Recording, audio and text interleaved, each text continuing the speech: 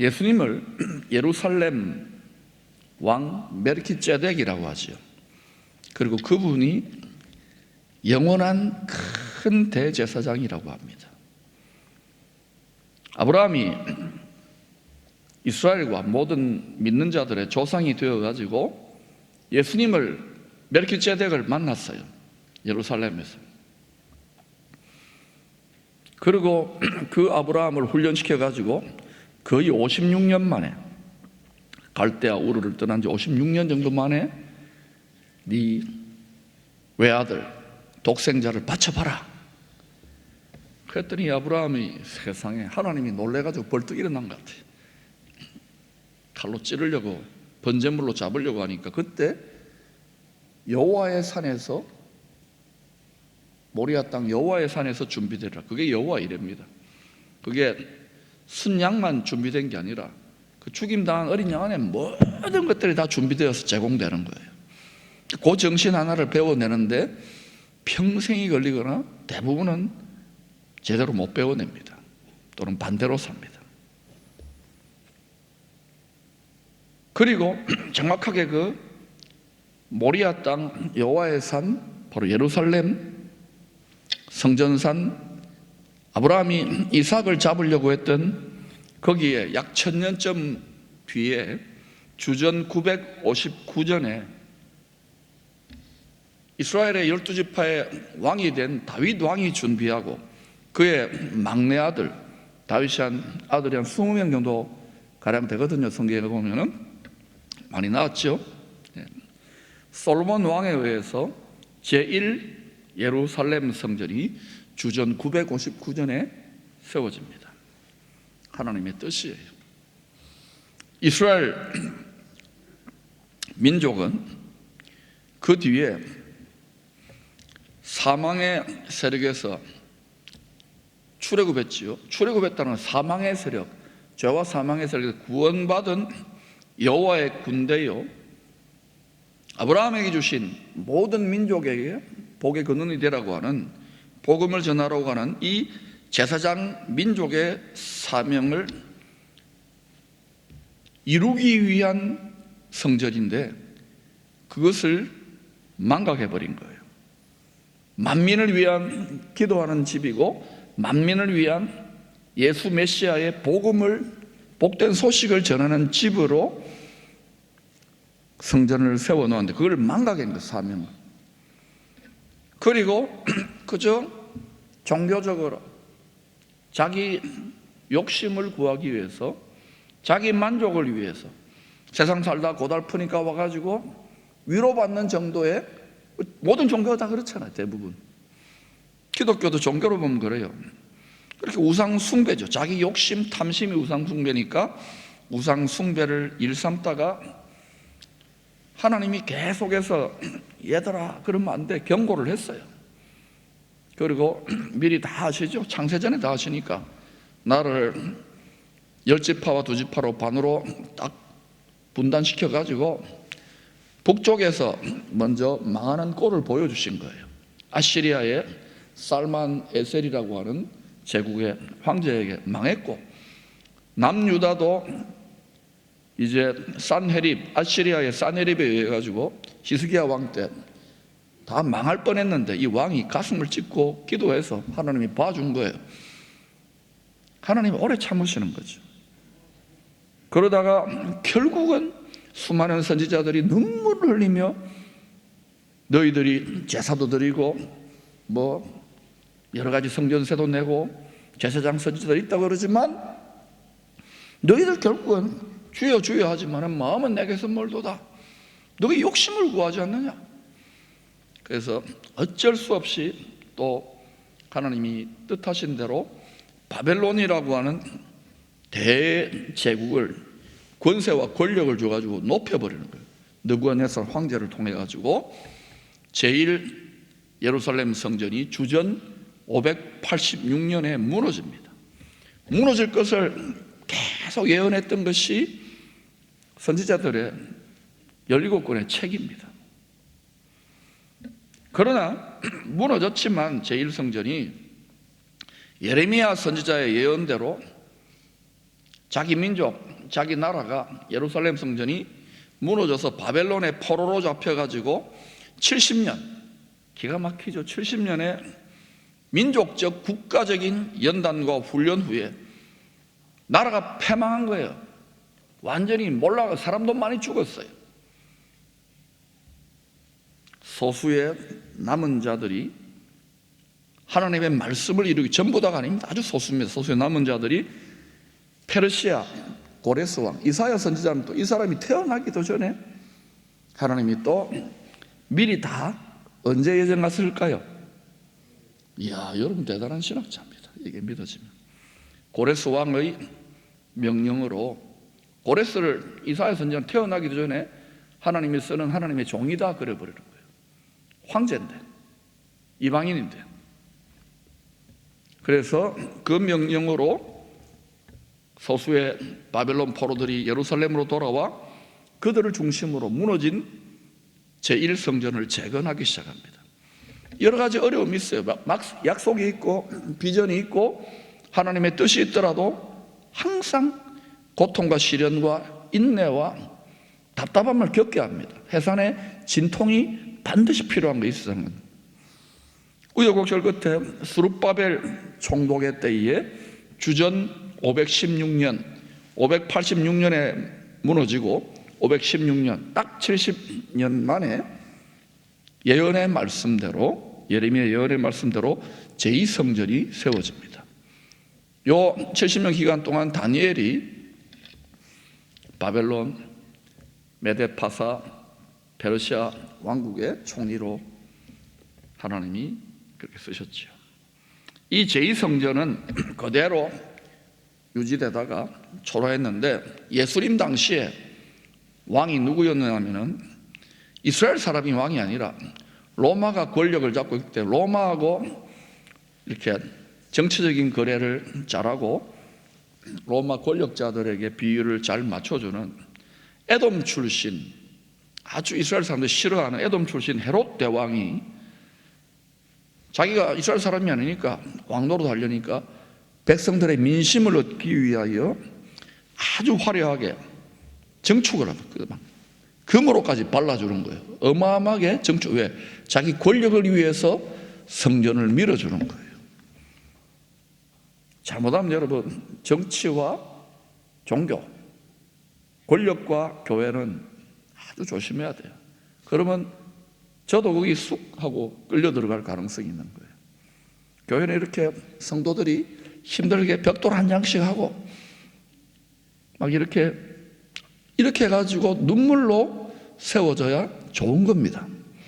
이게 어디 뭐 잘 보여가지고 뭐 툭 해가지고 목돈이 떨어져서 하면 정신이, 영성이, 주님을 사랑하는 마음이 배출이 안 되는 거예요. 여러분, 하나님한테 막 쫄라대도 늘 그저 저도 많이 쫄라대 봤어요. 하나님도 돈 없어 보라 그러고, 그죠? 하나님도 가난해 보라 그러고, 하나님 이유가 있는 거예요. 그 주면은 우리는 모든 걸 쉽게 생각하고 하나님 아버지께 집중 안 하는 체질이 뼛속까지 스며들어 있다는 걸 알아야 됩니다. 우리는 굉장히 이기적이에요. 죄를 보면 알아요. 아주 즐거워하시네. 여러분 아니죠? 그대나 내대나 피자기 파장입니다. 인정? 이게 우리가 전적 타락이라는 거예요. 그러나 여전히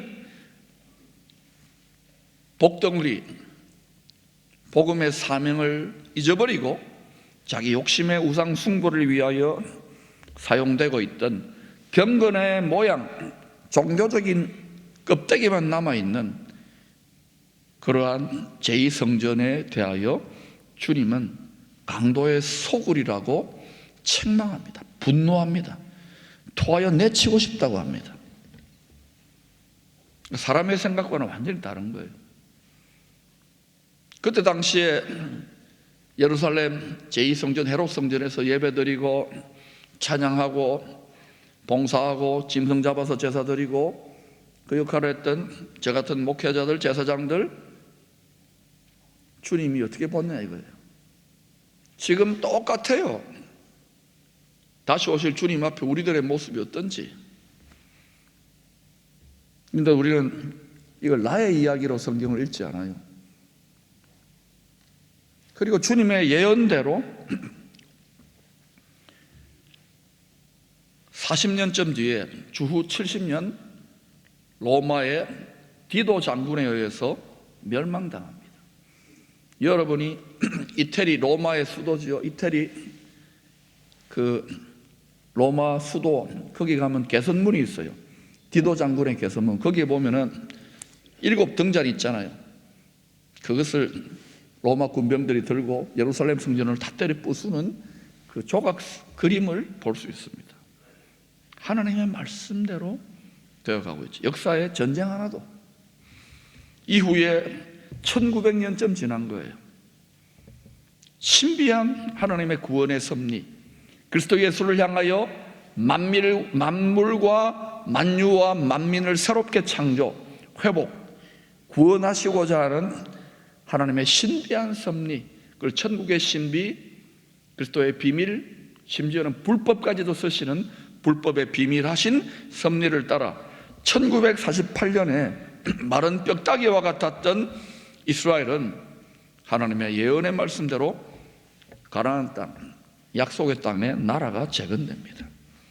그때 큰 산파 역할을 했던 민족이 나라가 어디냐면 영국을 중심으로 앵글로색슨, 미국도 좀 손들어주고 특별히 거기에 복음주의적인 그리스도인들이 손들어줘서 저게 도저히 있을 수 없는데 그게 나라가 세워진 거예요. 그 전까지는 거의 예수 죽인 민족이라 그래가지고 1900년 동안 유럽의 기독교인들을 통하여 개톨릭이든 개신교든 어마어마하게 차별과 박해와 핍박과 서름을 많이 받았고, 또 하나님이 악하게 쓰시는 권력자를 통하여 또 완전히 히틀러도 기어 올라오고 그죠? 그런 일들이 있는 거예요. 하나님이 악한 그릇은 악한 대로 쓰시고 착한 그릇은 착한 그릇대 쓰시고. 누구 마음대로입니까? 일본말로 좀 할까요? 오야 마음대로입니다. 전부 다 엘로힘, 성부, 성자, 성령 하나님이 다스리지만 주로 우리들의 이 피조 세계, 창조 세계를 관여하시고 또 나타나셨다가 이렇게 하시는 분은 예수와 하마시아, 예수 그리스도가 전부 다 주관하고 계시는 것을 믿는 것이 예수제의 그리스도인 크리스찬인 거예요. 이것을 분명하게 구약과 신약 성경을 또 초점을 분명하게 알고 그분이 지금 보좌에서 우리 예배를 받고 우리와 함께한다, 이게 철두철미하게 뼛속까지 스며들어야 이 시대를 여러분이 넉넉하게 이겨낼 수 있습니다. 그래서 생활 선교사니 생선이니 왜 이런 걸 하느냐, 성경을 자꾸 이것저것 하다 보니까 초점이 흐려져 버리는 거예요. 그 사람들이 눈이 어두워져서 마음의 영안이 어두워진 거예요. 분명하게 이걸 선명하게 봐야 돼요. 그리고 제2성전 헤롯 성전이, 스룹바벨 헤롯 성전이 AD 70년 주님 오시고 난 이후 70년에 로마에서 무너지고 난 다음부터 또 나라가 세워져 가지고 우리 자주 보는 장면이 뭡니까? 통곡의 벽이라고 해가지고 거기서 막 정치가도 담아씩 가고 막 지금 여러분 예루살렘 가보면 계속 그거 하고 있어. 하얀 이렇게 노을을 덮어 쓰고 이래요. 막. 이거를 지금 거의 2000년 동안 하고 있는 거예요. 무슨 기도를 할까요? 그들은 구약 성경만 믿고 예수를 메시아로 안 믿으니까 앞으로 예수 메시아 말고 다른 메시아 와가지고 그분을 양잡아가지고 드리는 그러한 예루살렘의 성전이 세워지라고 2000년 동안 줄기차게 기도해 왔어요. 근데 이것도 주님이 가만히 내버려 두는 거예요. 우리 주님이 만유와 만물을 그 뜻대로 주관하시는 거예요. 그러면 여러분 한번 물어보십시다. 앞으로 예루살렘에 그 이스라엘 사람들의 간절한 기도대로, 그들의 믿음대로, 제가 볼 때는 좋은 믿음이 아니고 잘못된 기도인데 예루살렘의 제3의 성전이 다시 세워질까요? 여러분 잘 모르시는구나.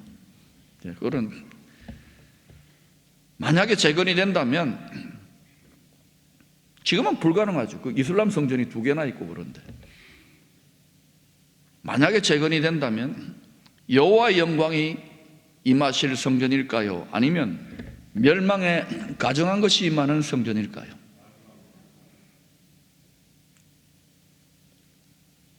성경을 깊이 연구하고 이 시대에 왜 통달하고 알아야 되느냐? 예수 그리스도를 중심으로 분명히 성경 말씀대로 이 세상이 가고 있고 우리는 역사의 주관자고 생사화복을 기도는 그럴듯하게 하는데 실제로 제가 많은 분들을 만나보고 또 저도 성경을 나름대로 진지하게 연구한 지가 30년 조금 못 되는데도 이야 이거 너무 종교적으로 교회적인 용도로만 목회적인 용도로 본 거 이게 죽임당 어르신장 안에 모든 만유와 만물을 회복하고 다스리고 있다는 것이 이게 열려져야 돼요. 로마서 11장에 만물이 주에게서 나오고 주 예수 그리스도 만물이 그로 말미암고 만물이 그에게로 돌아가고 있다. 할렐루야. 이게 그냥 아멘이 아니라 환하게 꿰뚫어져야 돼요. 앞으로 이 세상에 이 세계의 정세가 어떻게 돌아갈까요? 성경 말씀대로 저는 될 것이라고 봅니다. 그리고 전 세계가 한 덩어리가 되기 때문에 이게 우리나라 또는 좁게는 우리 교회, 우리 민족 또는 여러분 가정, 여러분 자신과 직결돼요. Hyper Connected Society, 초연결 사회가 됐기 때문에 빠져나갈 재간이 없어요. 근데 이거를 지혜의 책, 잠언이나 이런 데 보면은 영혼의 덫이라 그래요. 영혼의 올무. 이 빠져나가려면 출애굽해야 되겠죠. 6월절 어린 양으로 오신 예수 그리스도의 피의 공로로 죄와 사망을 이길 수 있는 거예요. 성경 말씀이 틀린 게 아닙니다. 그런데 앞으로 이 세상을 바라보면 이 법을 하나님 말씀의 법인데 이게 불법처럼 만들려고 자꾸 하는 세상의 움직임들을 우리가 경험하게 될 거예요.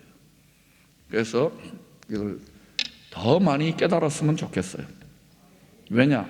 그래야 우리 민족도 복되지만은 앞으로 많은 전 세계적인 나라들 여러 민족들의 혼란이 일어날 때 그들에게 복음만 말만 가르치는 게 아니라 실질적인 모든 부분에서 우리가 그들을 요셉도 보세요. 말만 한 게 아니라 양식도 공급하고 당시 애굽이 요새는 애굽 완전히 후진국 아닙니까?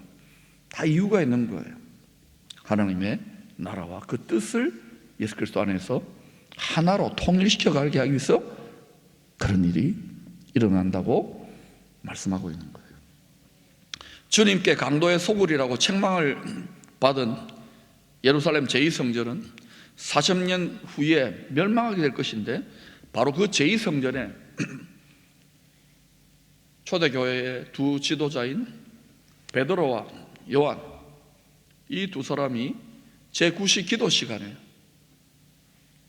우리 시간으로 오후 3시에 성전에 기도하러 들어갔습니다. 이때 이들은 그 며칠 전에 성령의 충만한 권능의 옷을 오순절 마가 다락방에서 옷 입었었잖아요. 그냥 우리 안에 들어와 있는 게 아니라 이건 입혀진 거예요.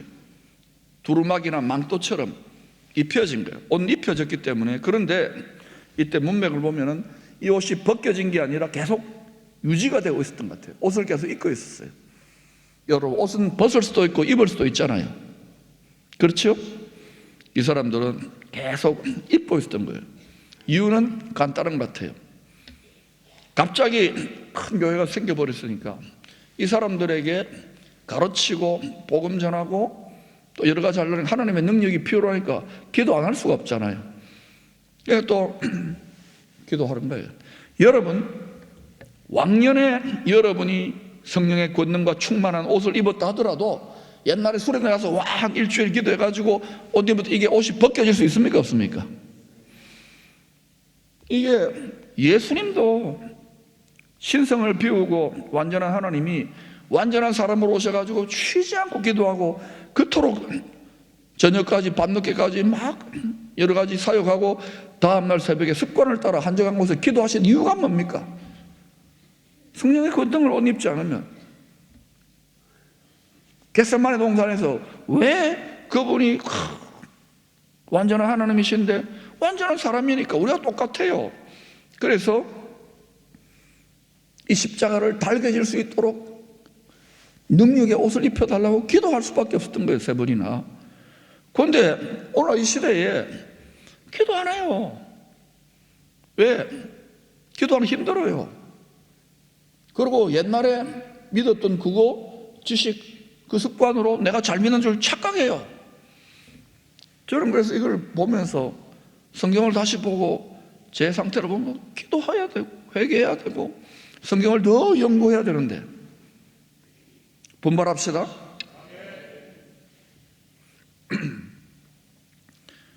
여러분이 주 예수와 동행하니 그 어디나 하늘나라가 먼저 내 마음에 이루어졌다면 큰 기쁨의 좋은 소식이 내 영과 혼, 생각과 감정과 의지와 내 몸 전체로 누려지지 않는다면 죄송하지만 아직까지 깨달음이 덜한 것이고 그게 완전히 깨달아져야 이게 담대히 때로는 죽기까지 나아갈 수 있지. 그렇지 않으면 예수 믿고 더 힘들어져요. 실망하고 낙심하고 바라는 것이 다만 이 세상 뿐이면 우리가 더욱 불쌍한 자가 돼요. 비참한 자가 돼요. 왜 나만 이런가? 저는 그런 건 많이 경험했습니다. 믿음이 안 좋아서 일 수도 있겠죠. 여러분, 답이 하나님의 말씀 속에 있어요. 답이 하나님 안에 있어요. 하나님이 그래서 피난처고 안식처인 거예요. 그런데 이 성령의 권능을 계속 옷 입고 있었던 이 두 사도가 기도하러 들어가는데 어떤 성령의 권능이 임할 때 은사가 있잖아요. 믿음의 은사든지 어떤 지식의 은사든지 딱 성전 미문, 아주 성전의 여러 가지 문 중에 가장 화려하게 예배 제사 드리러 드나들던 사람들, 우리로 말하면 저 가장 정문이겠죠. 저리로 딱 드나드는데 거기에 보니까 오랜 세월 남에서부터 안전뱅이 거지가 앉아가지고 혹시라도 두 사도에게 뭐 동전 한 양이나 줄까 봐 이렇게 이제 눈빛을 보고 손을 내밀고 있는데 그때 딱 뭔가 영감이나 하나님의 내적인 감동이 있었던 것 같아요. 그래서 이것을 따라서 두 사람 중에 연장자고 또 성격이 좀 급한 요한도 한 성격했지만 베드로가 연장자니까 6절과 같이 자기도 모르게 툭 튀어나와 버리는데 명령을 해버리는 거예요. 6절 같이 한번 읽어봅시다. 시작. 베드로가 이르되 은과 금은 내게 없거니와 내게 있는 이것을 내게 주노니 나사렛 예수 그리스도 이름으로 일어나 걸어라.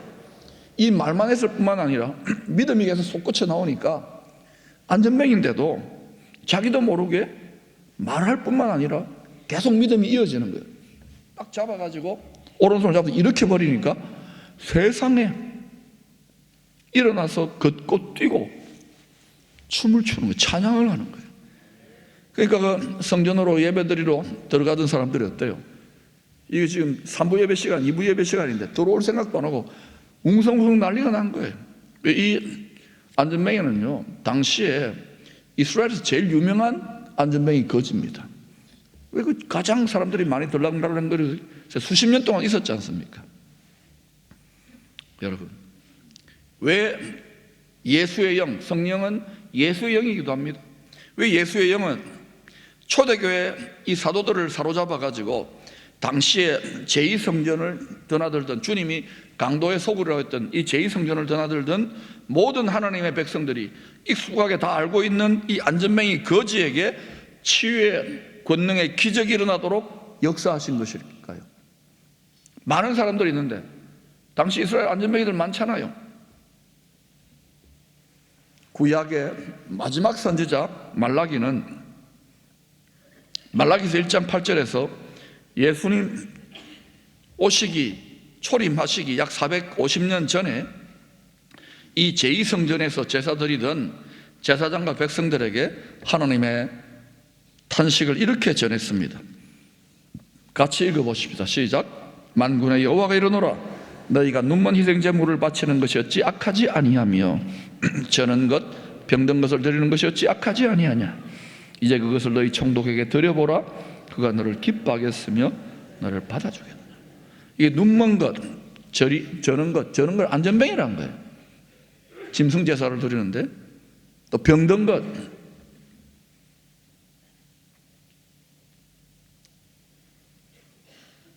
말라기가 지금 구약의 마지막 선지자인데 무슨 말을 하고 있느냐.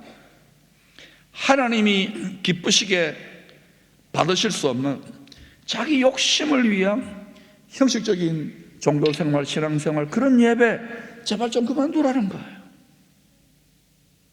그거를 눈멀고 안전병이 되고 병든 것이라고 이야기하는 거예요.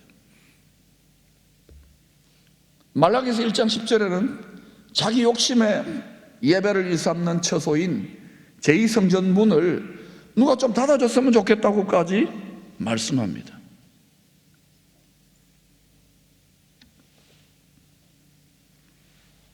우리도 이 아주 아름다운 세계에 내놓을 만한 작품을 지금 만든 거예요. 그런데 여러분 분명히 아셔야 됩니다.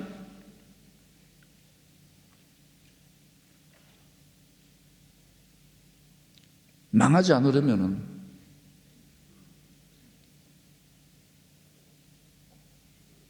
자기 욕심을 따라 신앙생활하고 예배하고 목회하고 영적인 어린아이나 초신자들은 이해합니다. 육신에 속한 그리스도는 이해하지만은 신앙생활을 오래 했는데도 불구하고 목회를 오래 하고 선교를 오래 했는데도 불구하고 정신 못 차리면은 왜 하나님은 말라기 선지자를 여러 선지자 중에 제일 마지막에다 책을 쓰라 했을까요? 우상 숭배하지 말란 말이야. 말라. 그래서 기해요. 기가 막히죠. 히브리 말이 한국말 같아요. 그로부터 약 450년 후에 예수님이 메시아로서 복음 전파의 사명을 본격적으로 감당하실 때 많은 눈먼 자와 안전뱅이와 병든 자와 귀신에 사로잡힌 자들이 고침받는 기적과 권능이 계속 나타났습니다. 그리고 이 사역을 이어받은 제자들이 모든 민족에게 복음을 전파하는 사역의 현장마다마다 때를 따라 성령의 권능으로 기적과 표적들이 함께 나타났습니다. 여러분 분명히 기억하십시오. 이 복음에 모든 민족에게 복이 되는 사명이 없이, 이 움직임이 없이, 이 순종이 없이 기적, 성령의 은사, 권능 얼마 못 가서 썩습니다. 자기들끼리 싸우고 내가 더 잘 믿고 내가 더 뛰어나. 특별히 이런 부분에서 여러분 어디를 향하고 있느냐는 거예요. 주님의 나라와 주님의 뜻은 제발 너희들이 만복권원의 나의 복덩어리 좀 되라. 너희들 마음이 나의 마음을 좀 닮아라. 만복권은 예수님이 복덩어리 되고 이 땅에 즐거움도 누리고 기쁨도 누렸겠지만 초라한 행색을 하고 자기 십자가를 지고 간 거예요. 여러분 자기 십자가가 없으면은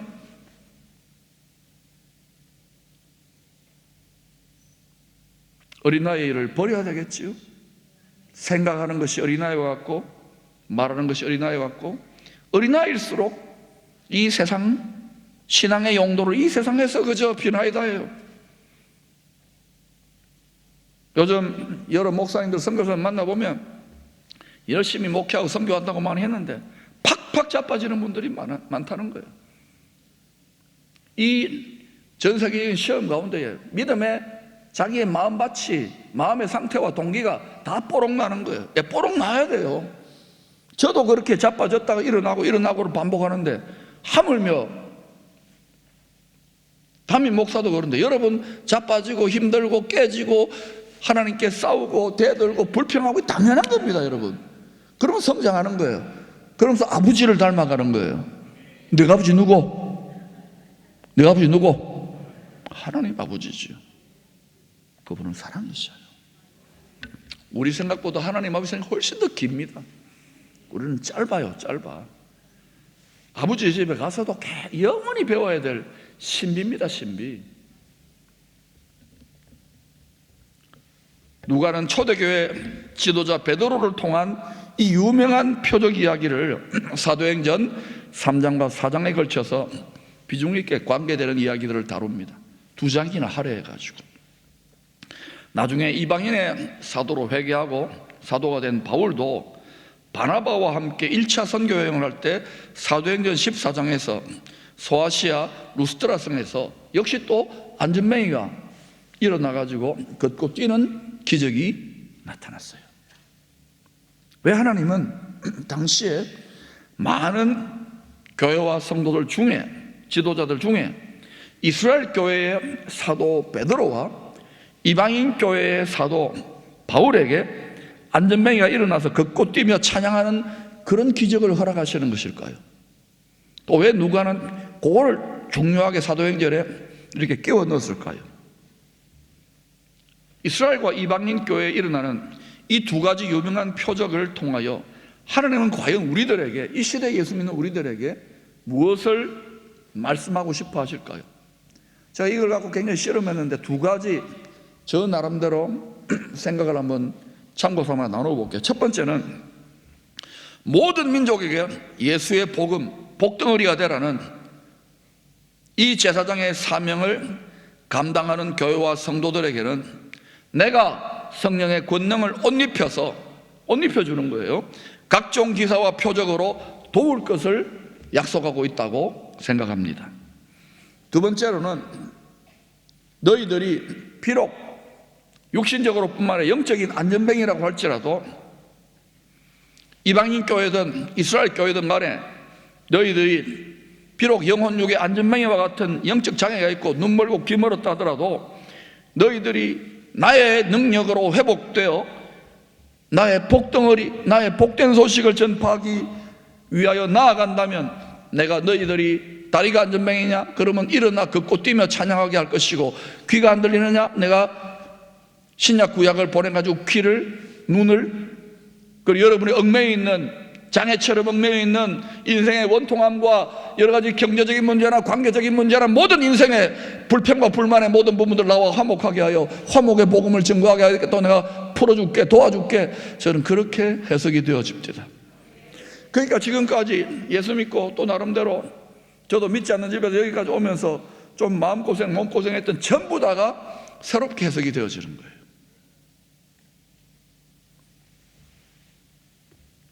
여러분이 이 뜻에 이게 주님의 뜻일 것 같다라는데 조금 공감이 되고 마음에 한 표를 던지면 같이 한번 아멘 해봅시다. 공감이 됩니까? 예, 생각보다 크게 반응해 주셔서 감사해요. 다르게 해석해도 됩니다. 자기 자유니까. 요한계시록 21장 22절에서 사도 요한은 하늘에서 준비되어 땅으로 내려오고 있는 새 예루살렘 성, 지금 옛 예루살렘 성 말고 새 예루살렘 성 안에 바로 살렘 왕 멜키ጼ덱, 유월절 어린 양 성자 하나님께서 완성된 성전 그 자체인 것을 계시하고 있어요. 같이 읽읍시다. 시작. 성 안에서 내가 성전을 보지 못하였으니 이는 주 하나님 곧 전능하신 이와 및 어린 양이 그 성전이십니다. 여러분, 이 땅의 모든 종교적인 건물들, 심지어 예수님을 또 앞으로 예루살렘 성전도 전부 다 그림자예요. 모형이에요.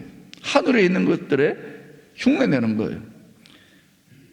여러분, 그런데 예수님이 성전이라 그래요. 예수님 자신이 완전한 성전이신 분이 하늘에 있다가 사람의 몸을 입고 육신 장막 성전으로, 그것도 피곤하고 제한되는 육신 장막 성전으로 오셔가지고 가만히 계신 게 아니라 자라나가지고 성장해서 장성한 분량이 되어서 천국 복음을 전파하시고, 장성한 분량이 되지 못하면 천국 복음을 전할 수 없습니다. 속사람을 말하는 거예요. 전파하시다가 죽으시고 부활하신 예수님 자신이 완전한 성전이요 교회인 것을 증거합니다. 자기 십자가 지시고 죽으시고 부활하신 그분이 완전한 성전이요 완전한 교회라는 거예요.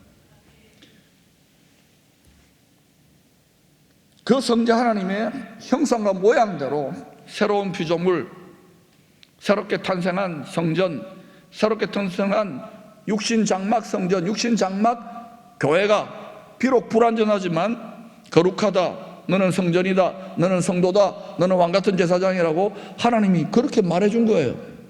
누가 말했다고요? 시비 걸 수 있습니까? 없습니까? 여러분이 같이 한 공동체를 이루고 아무리 말하고 건면해도 끝까지 말 안 듣는 분이 있어요. 내버려 두세요.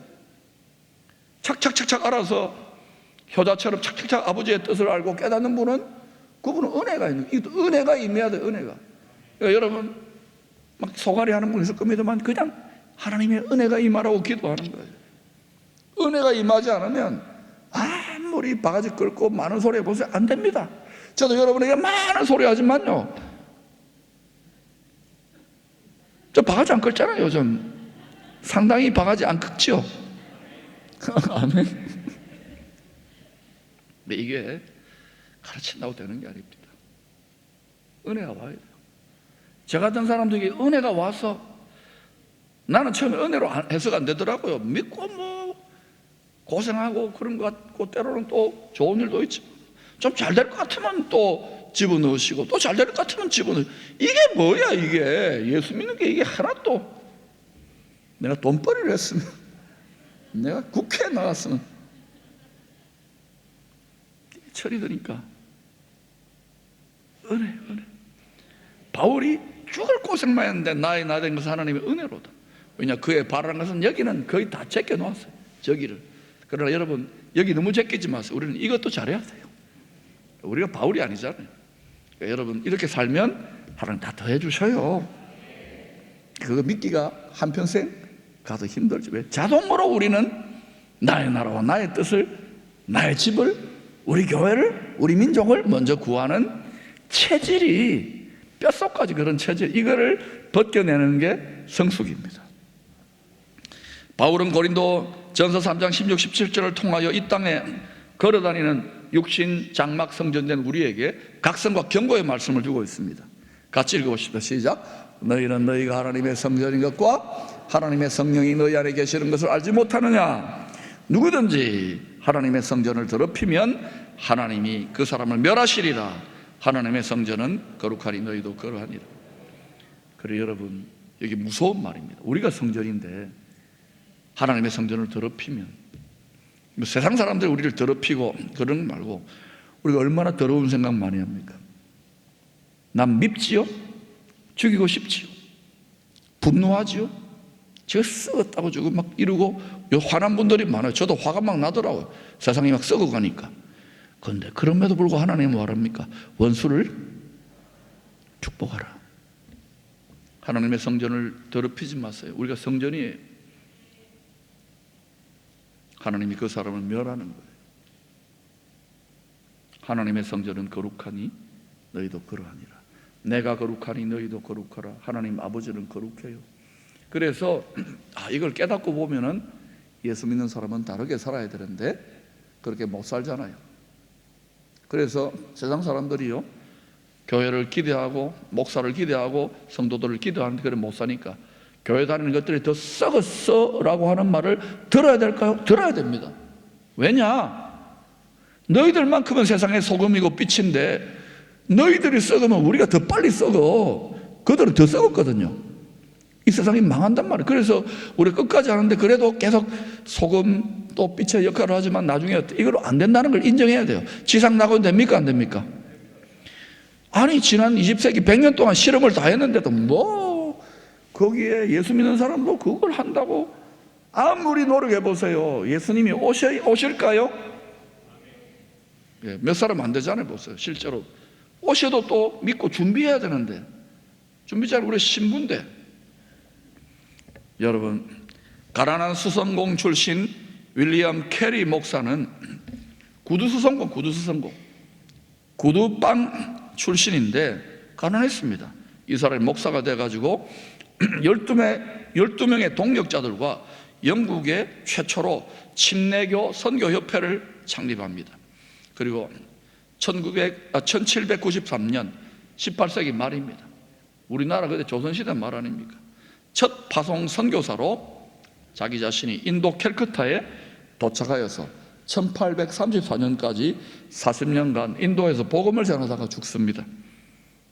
생명을 다 누리고 평균 수명보다 더 살다가 죽었어요. 그런데 당시에 유럽이 또 특별히 종교개혁의 나라고 청교도의 나라지만 영국도 뭐 자기들끼리 잘 먹고 잘 산다, 잘 믿는다, 뭐 토닥토닥 했지. 당시 이 윌리엄 캐리의 선교 비전은 특히 인도를 향하여 너무 무모하고 너무 황당하게 느껴지니까 많은 반대와 오해를 사기도 했습니다. 가족들도 얼마나 어려웠겠어요. 그런데도 이 사람의 심장을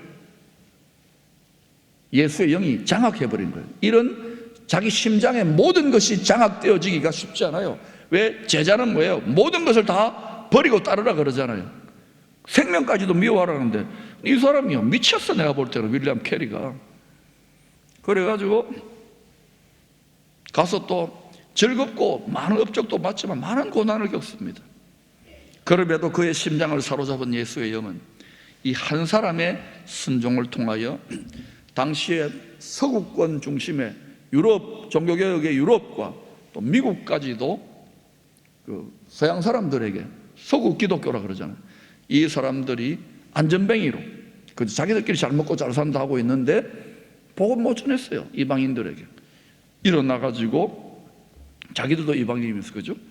그래가지고 그 영향으로 광대한 새로운 복음의 기회의 문을 열어버린 거예요. 완전히 시다발이고 미끄럼입니다. 하늘의 미랄이 땅에 떨어져 죽어버렸습니다.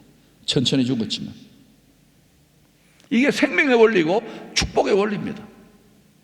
예수님이 하늘의 밀로 땅에 떨어져 죽었고 축복을 위하여 만복을 위하여 저주를 받으셨잖아요. 자기 십자가를 졌는데 우리는 우리 몫에 태인 별것도 아닌 그 고생 극히 싫어합니다. 우리가 얼마나 변질되어 있어요. 교회 조금 여기도 보면 희생하는 사람 따로 있고요, 그 누리는 사람 따로 있어요. 정신을 차려야 되겠죠? 왜 이렇게 집 지어놨습니까? 이게 우리 용도가 아닙니다. 다음 세대 용도만도 아닙니다. 민족의 용도만도 아닙니다. 열방을 섬기기 위해서 17년 동안 일관되게 외쳐온 거 아닙니까? 그런데 이게 아니에요. 성전이 보니까 세계적으로 잘 지어놓은 뭐예요? 우리가 성전인데, 우리가 교회인데.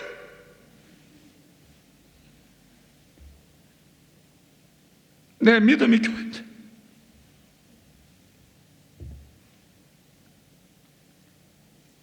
적어도 영국이 이 윌리엄 캐리,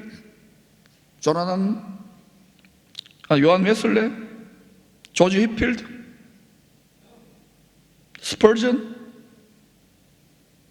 조지 뮬러, 이러한 사람들이 영국이 18세기, 19세기, 20세기 초까지 일어났을 때까지만 하더라도 내적으로 각성되고 복음 전하면서 서구 기독교 사회를 그래도 복음을 향하여 동력을 실어줬어요. 그게 20세기 중후반부터 미국으로 건너갔어요. 그렇게 볼 때 여러분 한번 보세요. 세계 역사가 어떻게 전개되던가요?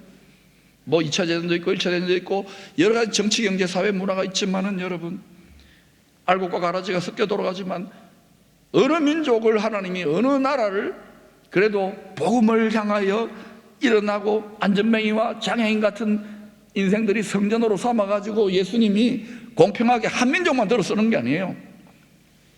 저는 이것이 이제 우리 민족에게 올 수 있는 기회라고 생각합니다. 이 시대에 지금 유럽과 영국은 완전히 달라요. 미국도 지금 흔들흔들합니다.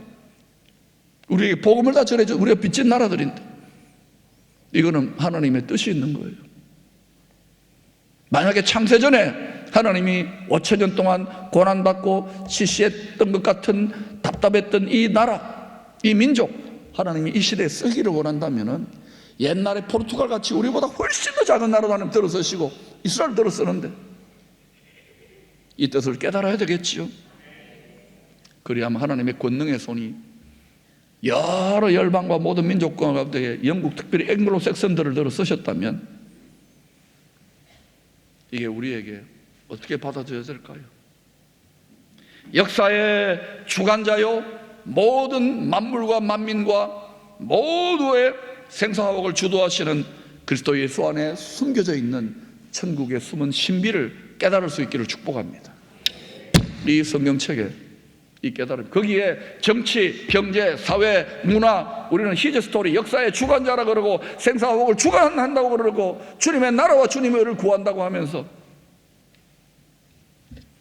주님의 지상명령을 따라 복음을 전파하기 위해 충성을 다했던 바울은 고린도전서 14절에서 성전된 성도들, 교회된 성도들이 성령의 권능으로 계속하여 하나님의 영광을 나타내며 살아갈 수 있는 것에 대하여 주의 노하우, 주님의 약속을 제시하고 있습니다.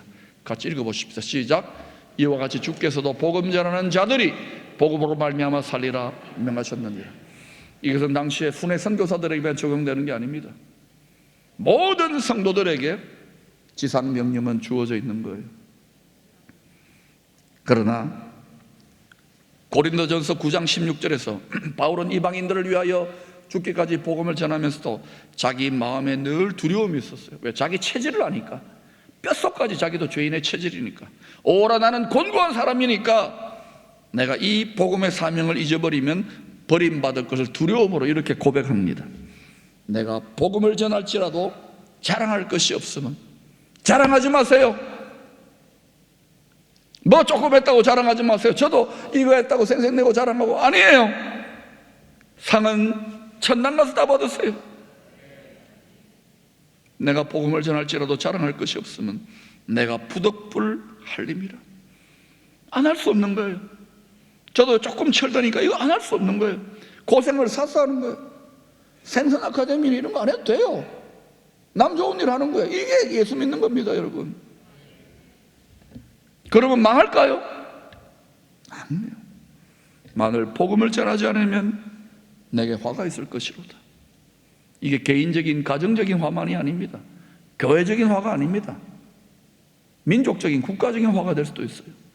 진실로 이 민족을 하나님 이때에 들어 쓰시려면 남과 북이 갈등하고 여러 가지 지금 모든 사회도 시끄럽고 이게 뭡니까? 혼돈과 공허와 어둠 가운데에 하나님이 참빛을 뽑아내시는 연단과 훈련의 과정으로 해석되지 않습니까? 여러분, 이 시대의 복음의 사명을 받았습니다. 그리고 하나님 우리를 성전으로 여호와 영광이 임하는 교회로 우리 자신을 삼았어요.